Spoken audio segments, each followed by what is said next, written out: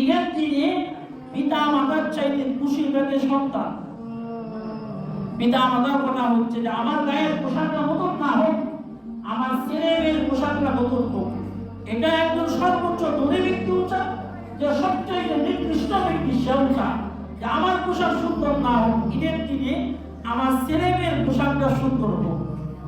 নবী সাহাবী আব্দুর রহমান বলেন, আমার অবস্থা যেমন ভালো নয়, টাকা পয়সা নেই, আমি অনেকদিন যাবত জমাইতে ঈদ সামনে চলে আসতেছে, আমার ছেলে মেয়েদেরকে পোশাক কিনতে হবে। এরকম ভাবে 25টি টাকা 25 দিরহাম আমি জমিয়েছি। আগামীকাল ঈদ হবে, রাতে আমি নামাজে দাঁড়িয়েছি। উনি বলেন, নামাজ আদায় করতেছিলাম, এই মুহূর্তে আমার ঘরের দরজার মধ্যে কে যেন নক দিয়েছে। আগামীকাল ঈদ হবে, আমি নামাজ আদায় করতেছি, নামাজ শেষ করে আমি দরজা খুললাম, দেখতে পাইলাম একজন অপরিচিত ব্যক্তি, যাকে আমি আর কোনোদিন দেখি নাই। উনি আমাকে সালাম দিলেন আর বলতেছে যে আপনার ঘরে কি আমি প্রবেশ করতে পারবো? উনি বলেন যে আপনি আমার ঘরে আসেন।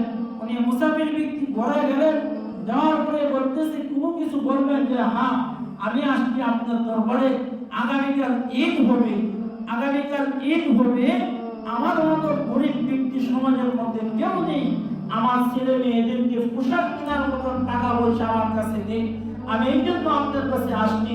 আপনি যদি আমার কিছু টাকা পয়সা দিতেন, আগামীকাল আমি নিজে পোশাক পরিধান না করে এই টাকা পয়সা দিয়ে আমার ছেলে মেয়েদের জন্য ঈদের পোশাক কিনে নিয়ে আসতাম। এই কথা যখন বললেন, আব্দুর রহমান সাহাবী উনি ওনার দিকে তাকিয়ে রয়েছেন।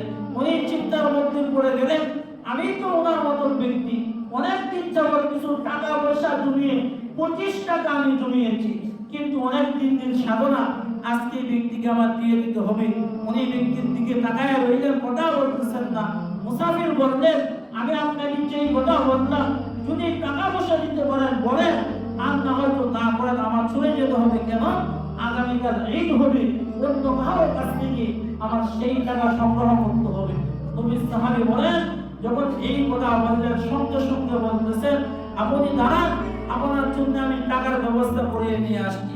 উনি সঙ্গে সঙ্গে চিন্তার মধ্যে পড়ে গেলেন, আজকে এই ভিক্ষুককে, এই গরিব ব্যক্তিকে যদি 25 টাকা না দেই, হাসরের মাঠের মধ্যে আল্লাহ তাআলা যদি আমাকে ধরে জিজ্ঞাসা করে, ও আব্দুর রহমান, তোমার কাছে ভিক্ষুক গিয়েছিল, গরিব ব্যক্তি গিয়েছিল, কিন্তু তুমি তাকে টাকা পয়সা দেও নাই, আজকের দিনে তুমি আমার সামনে জবাবদিহি করতে হবে।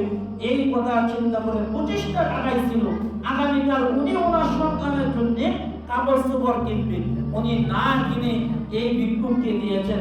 ভিক্ষুক এত খুশি হয়েছে, এত খুশি হয়ে ওনার কাছ থেকে সালাম দিয়ে বিদায় দিয়ে গেলেন, কাপড় চোপড় কিনে নিলেন, তার ছেলে মেয়েদেরকে আগামীকাল ঈদের পোশাক পরাইবেন। আর আব্দুর রহমান সাহাবী উনিও চিন্তার মধ্যে পড়লেন, আমি যে অল্প সময় ব্যয় করে 25 টাকা জমিয়েছিলাম, 1 মিনিটে টাকা নিয়ে গিয়েছে, আগামীকাল যে ঈদ হবে, আমার ছেলে মেয়েদের পোশাক আমি কি দিয়ে কিনবো? উনিও চিন্তার মধ্যে পড়লেন। আবার উনি নামাজের মধ্যে দাঁড়িয়ে গেলেন, যে ফায়সালা করা মানে হচ্ছে আল্লাহ, আল্লাহই ব্যবস্থা করবেন, ওনার দৃঢ় বিশ্বাস ছিল। উনি নামাজ আদায় করতেছিল, নামাজের শেষ দিক দিয়ে ওনার এই ঘরের মধ্যে দরজার মধ্যে লক দিয়ে কে যেন নড়াইতেছিলেন। উনি সালাম ফিরাইলেন, দরজা খুললেন, আরেকজন ব্যক্তিকে দেখতে পাইলেন, যাকে উনি কোনোদিন দেখেন নাই। উনি বলতেছে, আপনি কি? এই ব্যক্তি বলতেছে, আপনি যদি অনুমতি দেন তাহলে আপনার ঘরের ভিতরে প্রবেশ করব। সাহাবী বলেন, আসুন আপনি আমার ঘরের ভিতরে। সঙ্গে সঙ্গে গেলেন, যাওয়ার পরে ওই ব্যক্তি বলতেছে যে, হে আব্দুর রহমান, আমি আপনার কাছে এসেছি, আপনার কাছে এসেছি আমাকে মাফ করার জন্য। আমি একটি ভুল করিয়েছি। আপনি কি? যে আমি হচ্ছি আপনার পিতা, যে দুনিয়াতে জীবিতকালীন আপনার পিতা খুব ভালো একজন ব্যক্তি ছিল, আপনার পিতার গোলাম হচ্ছে আমি। আপনার পিতার গোলামে আজীবন পড়ে গিয়েছি, কিন্তু শয়তানের ধোঁকায় পড়ে টাকা পয়সার লোভটা আমি সামলাইতে পারি নাই। আপনার পিতার কাছ থেকে না বলে আমি 25 টাকা চুরি করে নিয়ে গিয়েছিলাম বিগত অনেক বছর আগে, কিন্তু এখন আমি বুঝতে পেরেছি আমি যে বান্দার হক কষ্ট করিয়েছি, যে কথা বলতেছি, এটা তো আল্লাহ আমাকে মাফ করবে না। আপনি যদি মাফ না করেন, আল্লাহ মাফ করবে না।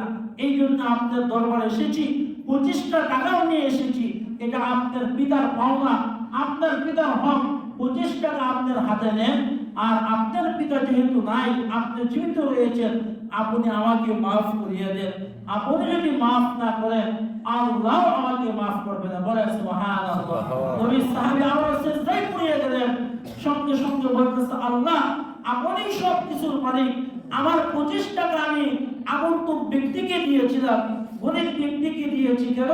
আগামীকাল সে ঈদের পোশাক কিনে বাচ্চাদেরকে পড়াইবে, আর আমি খালি ছিল, আপনি আমাকে ব্যবস্থা করে দিয়েছেন, আগামীকাল আমার ছেলে মেয়েদেরকেও আমি নতুন পোশাক পরিধান করাইতে পারবো।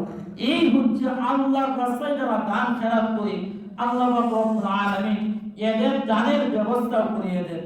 সম্মানিত উপস্থিতি, কথা লম্বা করবো না। আজকে